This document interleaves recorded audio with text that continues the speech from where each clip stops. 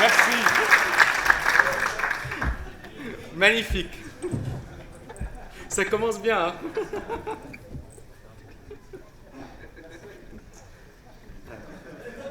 Ouais. Donc, conférence, ça va durer probablement 2 heures, 3 heures. Est-ce que vous êtes prêts? Super.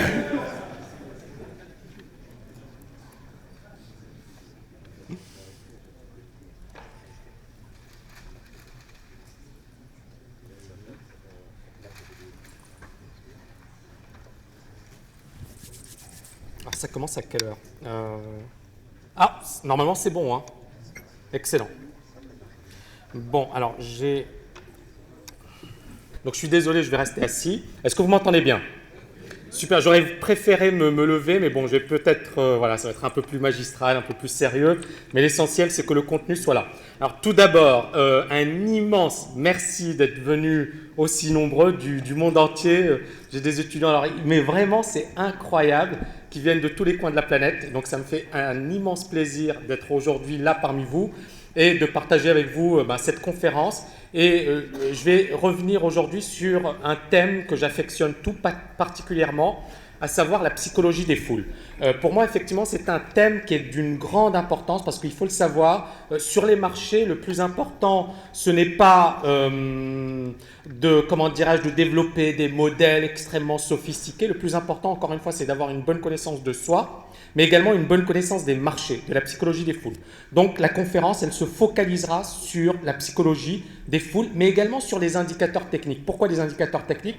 Parce que je considère que c'est la manière la plus efficace de cerner à un instant T donné la psychologie qui règne sur les marchés. C'est-à-dire que si effectivement vous savez bien utiliser les indicateurs techniques, ça vous permettra de cerner des situations d'euphorie, de panique assez rapidement. Donc je vous conseille vivement de les étudier. Alors juste un petit point, il faut savoir que le 3 avril, je vais donner une conférence, 3 avril, je donnerai une conférence en ligne, hein, donc effectivement dans laquelle je vais revenir sur les différents styles de trading. Donc si vous voulez vous inscrire, vous allez sur le site tamikabaj.com, donc je vous invite à vous inscrire en allant sur le site.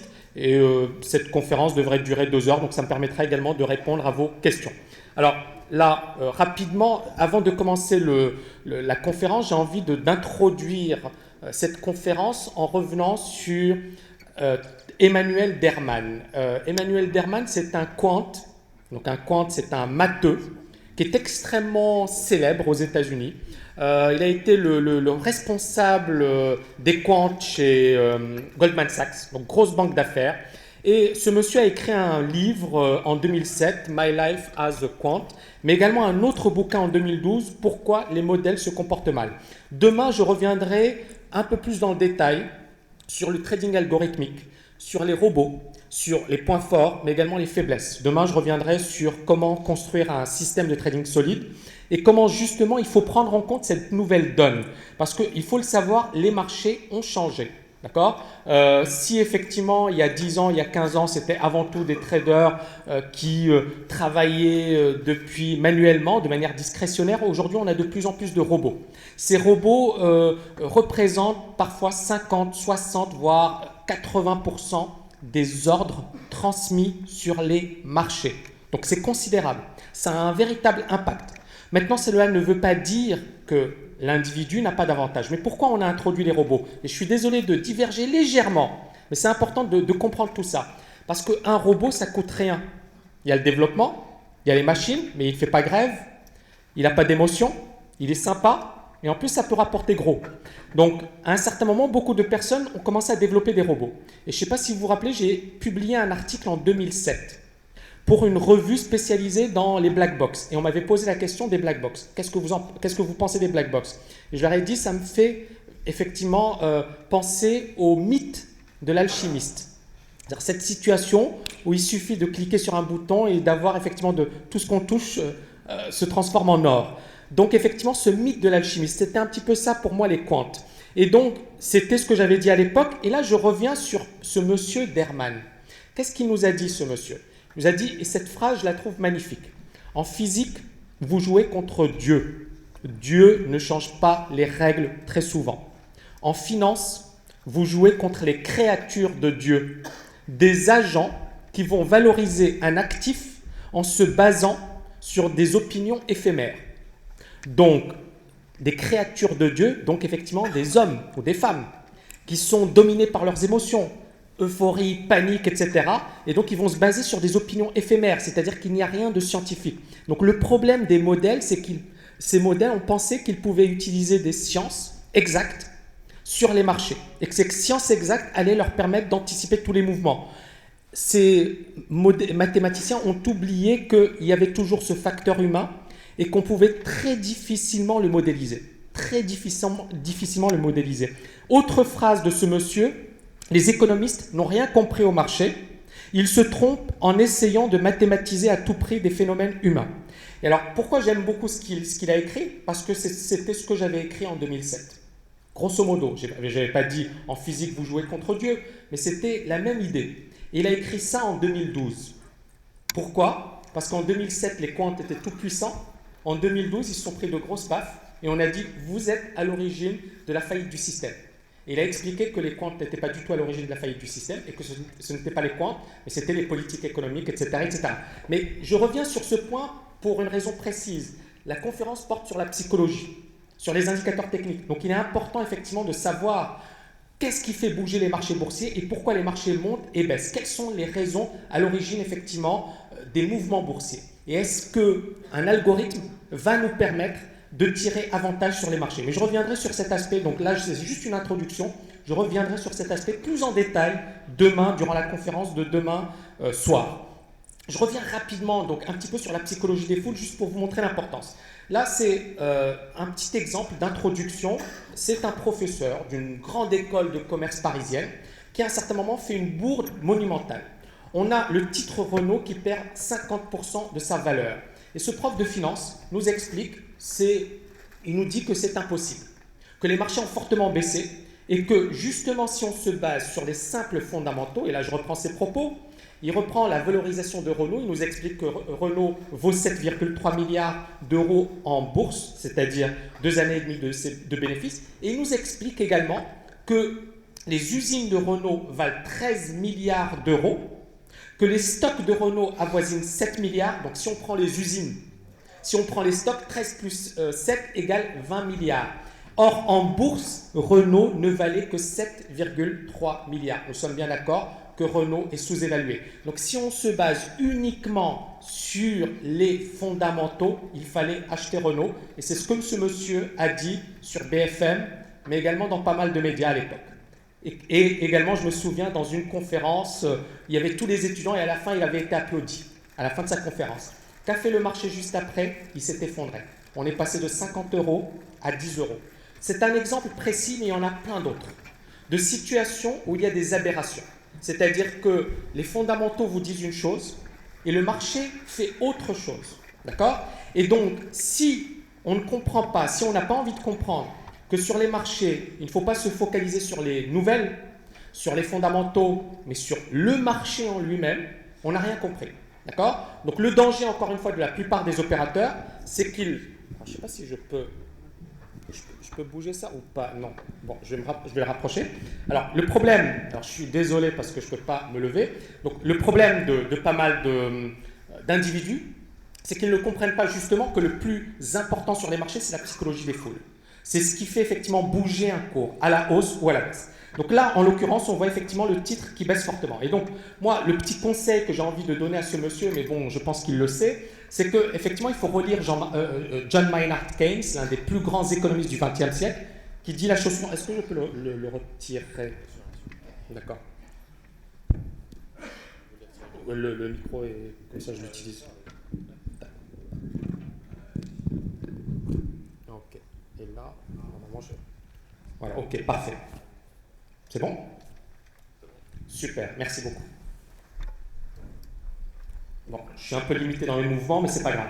Donc, rapidement, je reviens sur le concours de beauté. Donc, effectivement, il n'y a rien de plus irrationnel que d'investir de manière rationnelle sur les marchés. Donc, le plus important pour vous, ça va être justement de cerner à un certain moment qu'est-ce qui fait le marché. Est-ce que la psychologie dominante est plutôt haussière, est plutôt baissière? Est-ce qu'on est dans une situation d'euphorie, de panique, et surtout de ne pas tomber dans le piège des comportements moutonniers. Et le problème de pas mal d'individus, tout à l'heure j'ai une personne, alors je ne sais pas si elle est là, qui me disait « Tammy, j'ai envie de vendre des cols sur le CAC 40 ».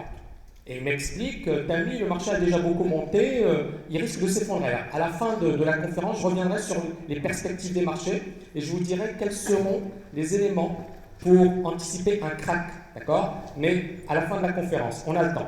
Donc pour moi, effectivement, c'est une grossière erreur, parce qu'on ne peut pas rationaliser et expliquer ou justifier un mouvement boursier. On a une hausse ou une baisse, une hausse parce qu'il y a plus d'acheteurs que de vendeurs, et une baisse parce qu'il y a plus de vendeurs que d'acheteurs. Point. Et on peut avoir plusieurs raisons, mais le problème, c'est que les raisons, elles arrivent toujours trop tard.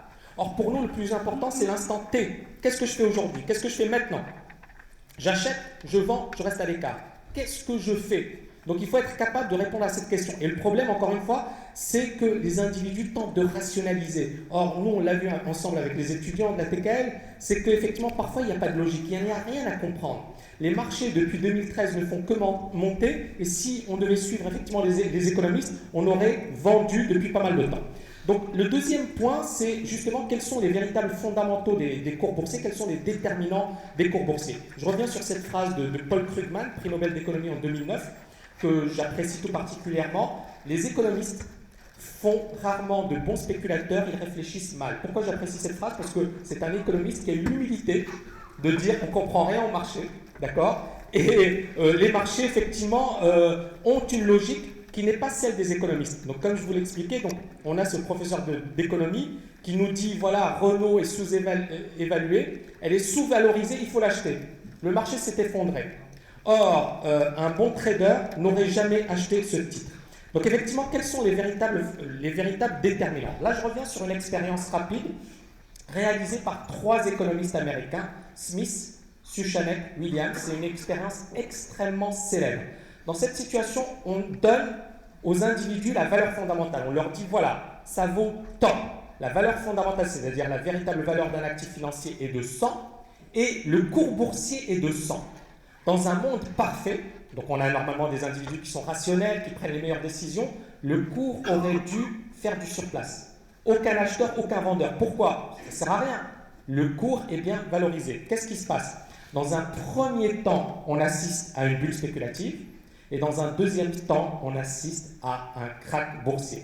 Et donc ça prouve une chose, encore une fois, c'est l'importance de la psychologie sur les marchés. Je reviens rapidement sur le cas du titre Yahoo. Regardez, en 1997, le cours de Yahoo valait 1 dollar. En 2000, il valait 125 dollars. En 2001, il valait 4,5 dollars. Où est la rationalité? Où est la logique? Est-ce que sur le plan fondamental, on peut justifier ces mouvements? Il n'y a aucune justification sur le plan fondamental. Et celui qui vous dit le contraire n'a rien compris. Un autre exemple, rapidement, eToys, Toys R Us. On a 2 entreprises. Une entreprise qui est une start-up, qui a un chiffre d'affaires de 30 millions de dollars, qui a 0 magasin, qui a une perte de 28 millions de dollars. On a une autre entreprise qui a un chiffre d'affaires de 11 milliards, qui a 1156 magasins, un profit de 376 millions de dollars. Sur le plan fondamental, Toys R Us explose eToys. Pourtant, en bourse, eh bien, en 1999, eToys valait 33% de plus que Toys R Us. Et on est bien évidemment sur des actions. Il y a des gens qui sont quand même, entre guillemets, sensés, qui achètent en se basant sur des raisons, d'accord, solides. Et bien là, on a vu une folie, une déconnexion totale des cours boursiers avec la réalité économique. En 2001, eToys chute et fait faillite. Donc, les personnes qui effectivement n'intègrent pas la dimension psychologique dans l'analyse de marché, dans l'anticipation, dans la prévision, elles ratent quelque chose qui pour moi est considérable. Donc il est vraiment, et je dirais que c'est fondamental, d'intégrer la dimension psychologique. Donc les raisons qui font effectivement qu'un cours monte ou baisse sont nombreuses. Première raison, c'est les raisons d'ordre fondamental. Les fondamentaux, c'est l'offre et la demande, c'est l'économie, les nouvelles, etc., etc., ce que je vous ai expliqué notamment avec le cas de Renault. On a des raisons d'ordre psychologique. Et dans ces raisons d'ordre psychologique, on a ce que l'on appelle la rationalité mimétique. C'est-à-dire que quand ça monte, qu'est-ce qui se passe? Tout le monde achète parce qu'on considère que la hausse va se poursuivre. Quand ça baisse, tout le monde vend parce qu'on considère que ça va se poursuivre. Et c'est ce que l'on a eu en 2000, durant effectivement, avant le crack des valeurs technologiques, 99-2000, on a eu une forte accélération des valeurs. Pourquoi? Parce qu'il y a eu ce comportement moutonnier. Tout le monde à l'époque se disait ça va continuer. Tout le monde se disait c'est le moment d'acheter, c'est le meilleur moment d'acheter. Tout le monde disait à son voisin tu n'as pas acheté de valeurs technologiques, tu n'as rien compris. Et c'est ce mouvement de folie qui a expliqué la hausse des cours. Et c'est également ce mouvement de folie qui a expliqué l'effondrement de certains cours boursiers. Donc on voit que la psychologie est omniprésente sur les marchés financiers et qu'il s'agit de la comprendre. Alors il y a une théorie économique qui est assez présente en France, mais également un peu partout dans le monde, c'est la théorie des conventions. André Orléans, je ne sais pas si vous le connaissez, mais c'est quelqu'un qui est quand même assez réputé, directeur de recherche au CNRS, qui a écrit pas mal de bouquins sur les bulles spéculatives. Et il explique que justement dans une situation d'incertitude, on va rechercher des références, ce que l'on appelle la déconvention. D'accord? C'est quoi une convention? C'est effectivement une valeur communément admise. Et c'est cette valeur qui va nous permettre effectivement de nous référer. Donc, par exemple, prenons le cas des valeurs technologiques. eToys, on savait bien que ça ne valait rien. Mais comme les autres l'achetaient, on se disait, comme ils l'achètent, et comme effectivement eToys, ça va exploser et ça va écraser Toys R Us, eh bien il faut l'acheter. Même si sur le plan de la stricte logique, eToys ne valait rien. Et sur le plan fondamental, il ne fallait surtout pas l'acheter. Mais le fait que les autres l'achètent nous incitait à l'acheter. Donc on voit bien encore une fois l'importance de la psychologie et le fait que ça influence les décisions. Et donc pour nous, c'est important. Pourquoi? Prenons le cas l'année dernière du DAX. Et je pense que, encore une fois, cette conférence et ce cours est extrêmement important parce que si on n'a pas compris ça, on n'a rien compris en trading. L'année dernière, j'avais beaucoup de personnes qui me disaient ça va se casser la gueule. Les indices vont baisser, les indices vont baisser, les indices vont baisser. Tout le monde, vous prenez n'importe quel économiste, prenez même des analystes techniques, il y en avait pas mal, qui vous disaient ça va baisser. Et ça, c'est ce qu'ils disaient. Mais la simple logique, c'était quoi? C'était que justement, on était dans une convention. Tout le monde achète parce que les autres achètent. Alors bien évidemment, ça peut s'effondrer, on peut avoir de mauvaises nouvelles, mais regardez là, et je vous l'avais dit tout à l'heure, on a eu quasiment la Troisième Guerre mondiale, on y a échappé, et le marché il monte toujours. Vous voyez? Donc si les gens veulent acheter, si les investisseurs veulent acheter, ils vont acheter. Point. Et à partir de là, c'est le plus important pour nous. Il ne faut pas effectivement essayer de rechercher des raisons, essayer de rationaliser tout ça, parce que parfois il n'y a tout simplement pas de raison. C'est les opérateurs qui effectivement sont plutôt acheteurs ou plutôt vendeurs. Donc la convention, effectivement, c'est un référent communément admis. Et quand plus il y a de personnes qui effectivement adhèrent à cette convention, et plus elle devient solide, plus elle se renforce. Donc, je reviens également sur cette phrase que moi je trouve très riche, celle de Etsy Kota, qui est la suivante, c'est « Il est inutile d'essayer de comprendre les marchés financiers, c'est comme si une personne essayait de comprendre la musique, cela n'a aucun sens ». Et pour moi, encore une fois, je ne vous dis pas que je n'essaie pas de comprendre les marchés, mais du moins je n'ai pas cette prétention.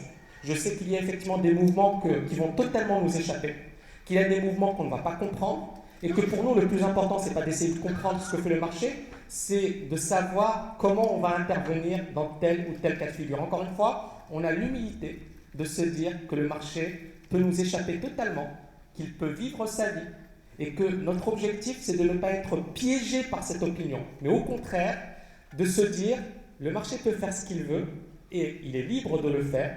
Par contre, moi, je vais utiliser ces mouvements, d'accord, pour adopter mes stratégies, pour appliquer mes stratégies. D'accord? Et c'est une autre manière d'opérer.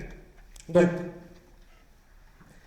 rapide introduction, et encore une fois, ici, c'est une brève introduction avant de rentrer dans le vif du sujet. Donc, les indicateurs techniques, pourquoi je les utilise? Parce qu'effectivement, les marchés sont influencés par les émotions, à la hausse, à la baisse, d'accord? Panique, euphorie. Et les indicateurs techniques, pour moi, c'est un baromètre. Ça permet justement de sentir le marché, de savoir où est le marché. Est-ce qu'il y a encore un potentiel ou pas? D'accord? Pour moi, c'est ça le plus important. Alors, je vais revenir rapidement. Alors, il y a pas mal de personnes qui ont assisté à ma conférence de tout à l'heure. Donc, je suis obligé de revenir rapidement sur le concept des divergences et sur un indicateur que j'utilise énormément, le RSI. Et par la suite, effectivement, je vais développer, notamment, je vais revenir sur les marchés financiers, indices, leur évolution et comment on aurait pu justement anticiper tout ça. Donc tout d'abord, le RSI permet de détecter rapidement un retournement de tendance au tout début, grâce au concept des divergences baissières et haussières. Le RSI permet également de rentrer dans une tendance haussière ou baissière au bon moment, grâce au repérage des supports et des résistances que l'on appelle la zone de neutralité. Alors là, je reviens sur un exemple que j'ai évoqué tout à l'heure, le dollar yen.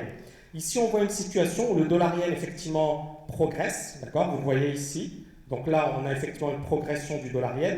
Et puis, vous voyez l'indicateur qui diverge. Et cette divergence, elle nous indique justement un essoufflement du marché dans la hausse. D'accord? Et on voit surtout, et ça c'est très très important, c'est que durant la hausse, on a ce que l'on appelle la zone de neutralité. Pour moi, c'est une zone d'équilibre. Donc, juste pour faire simple, lorsque le marché monte, on évolue généralement au-dessus d'une zone de neutralité. Donc, on a des périodes de hausse, de baisse, de hausse, de baisse. Mais un marché haussier, pour nous, c'est un marché qui est donc au-dessus, dont le RSI est au-dessus de la zone de neutralité. Et lorsqu'il baisse, généralement, il vient se poser autour de la zone des 40-50%. Et ça, lorsqu'on a ça, c'est tout d'abord, ça prouve la santé de la tendance en cours. Ça nous permet d'élaborer des stratégies parce qu'on sait que dans cette situation, il vaut mieux être plutôt acheteur que vendeur. Pourquoi? Parce qu'on a un flux qui est présent, on a des investisseurs qui sont dans ce sens, et donc aller contre la tendance dominante, c'est dangereux. Donc, on va privilégier effectivement les stratégies acheteuses. Et puis, lorsque le marché, et tout à l'heure, c'était Jean qui posait la question par rapport aux divergences, et il y a une autre personne, un trader qui m'avait posé la divergence, il m'a dit « T'as mis là sur le dos, est-ce qu'on a une divergence ?» Je lui ai dit « Il faut relire mon bouquin, L'art du trading ». Et l'idée, elle est là, c'est que qu'est-ce qui valide une divergence? Et là, vous n'avez pas besoin de relire mon bouquin, mais très rapidement, là, on est bien d'accord qu'on a un épuisement. Donc, on a le marché qui dessine un léger plus haut, d'accord? Mais on voit que l'indicateur ne parvient pas à dessiner de nouveau plus haut. Mais pour nous, le plus important, c'est pas ça, parce que là aussi, on aurait pu dire il y a une divergence par là. Mais bon, le marché ne s'est pas effondré. Ce qui valide, c'est véritablement la cassure de la zone de neutralité, cette zone d'équilibre. C'est-à-dire que si vous avez effectivement un marché harmonieux, ça monte, ça baisse, ça monte, ça baisse, ça monte, ça baisse. Et à chaque fois, on est au-dessus de la zone de neutralité. Donc déjà, c'est extrêmement positif. Ça signifie que la tendance est saine. Mais le moment où effectivement le marché casse cette zone de neutralité, c'est un moment où il y a quelque chose qui cloche. On a un retournement, on a une fin de consensus. Et on en revient à la théorie des conventions. La théorie des conventions, c'est-à-dire ce phénomène où tout le monde achète, achète, achète, achète. Et donc là, on a un indicateur technique qui est haussier, haussier, haussier, haussier. Et donc, tout va dans le même sens. Et puis à un certain moment, personne ne croit plus dans cette convention.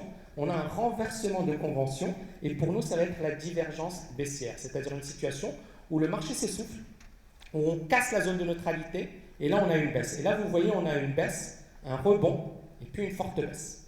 D'accord? Et c'est la marque d'un retournement de marché.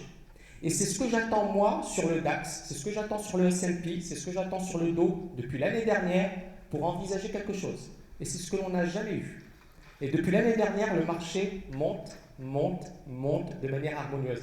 Et encore une fois, ça peut paraître simple, mais la difficulté en trading, ça va être d'éliminer pas mal d'infos et de vous focaliser sur l'essentiel.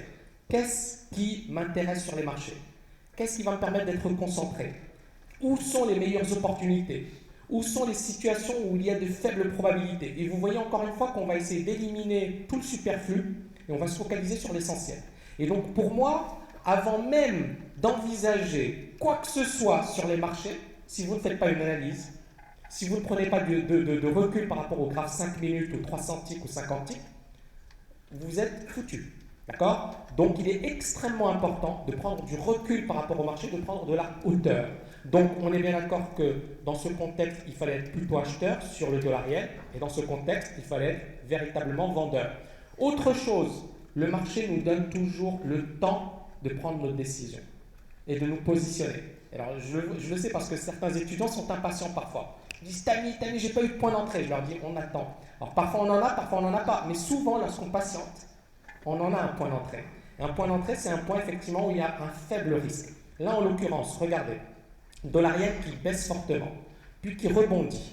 On est bien d'accord que pour nous, ça, c'était un point haut, c'est-à-dire un niveau avec un faible risque et un potentiel élevé.